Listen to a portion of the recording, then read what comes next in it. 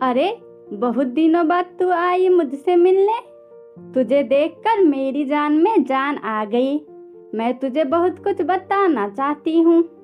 हाँ, मुझे भी तेरी बहुत याद आ रही थी, तो तुझे एक बार देखने चली आई।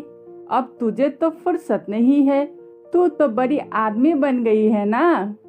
ऐसी बात नहीं है, मैं बहुत टेंशन में हूँ यार।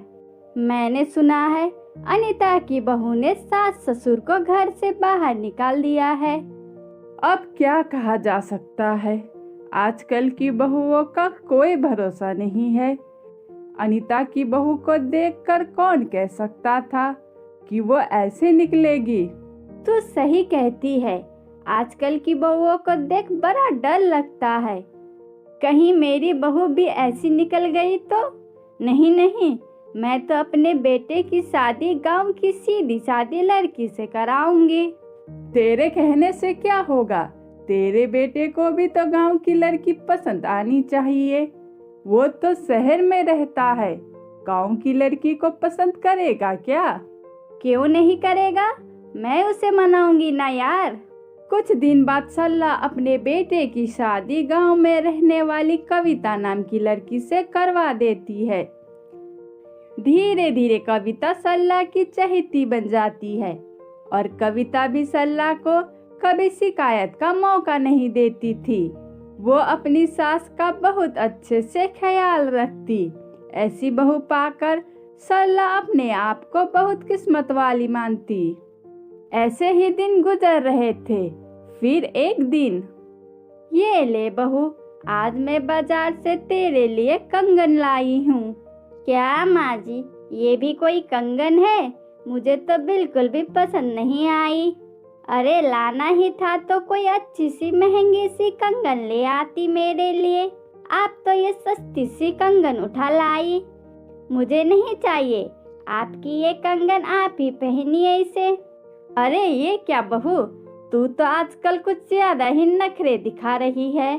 मैं इतने प्यार से तेरे लिए कंगन लेकर आई हूँ और तू है कि मुझे उल्टा दो बातें सुना रही है।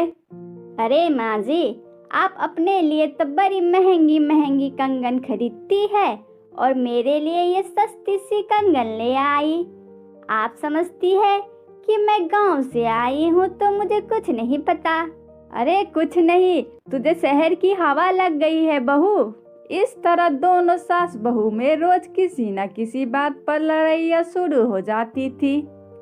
एक दिन सल्ला अपने कुछ सहेलियों को घर चाय पर बुलाती है। अरे बहू, मेरे सहेलियों के लिए जरा चाय या नाश्ता बना दे। माँ जी, मेरे सर पर सुबह से बहुत दर्द हो रहा है।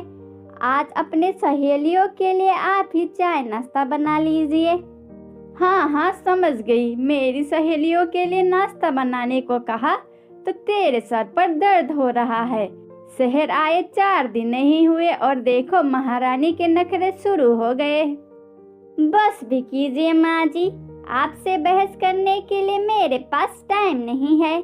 आपका क्या है, आप तो रोज रोज मुझसे मेहमान नवाजी करवाती रहती हो।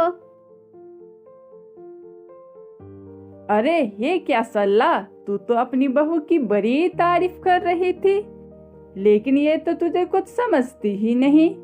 भाई, मुझे तो लग रहा था कि तेरी बहू गांव की है तो सीधी सादी होगी, लेकिन इसने तो शहर की बहुओं को भी मात दे दी। हाँ, अपने सहेलियों के सामने अपनी बेइज्जती होते देख सल्ला आग बबूला हो जाती है।